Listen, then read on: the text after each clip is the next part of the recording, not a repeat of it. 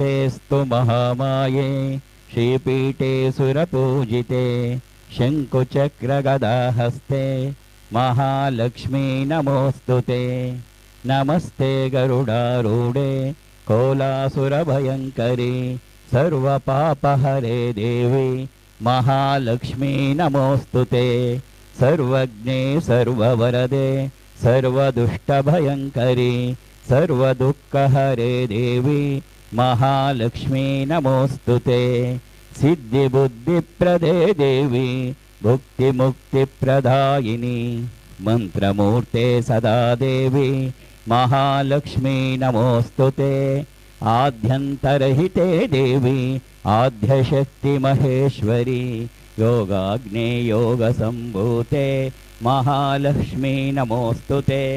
स्थूलसूक्ष्ममहारौद्रे महाशक्ते महोदरे महापापहरे देवी महालक्ष्मी नमोऽस्तुते। पद्मासनस्थिते देवी परब्रह्मस्वरूपिणी परमेशी जगन्माता महालक्ष्मी नमोऽस्तुते। श्वेताम्बरधरे देवी नानालङ्कारभूषिते जगस्थिते जगन्माता महालक्ष्मी नमोऽस्तुते।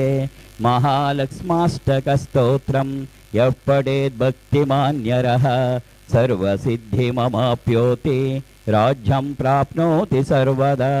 एककाले पठे नित्यं महापापविनाशनं द्विकालं यः पठे नित्यं धनधान्यसमन्वितः त्रिकालं यः पठे नित्यं महाशत्रुविनाशनं महालक्ष्मीर्भवे नित्यं प्रसन्नवरदा शुभो।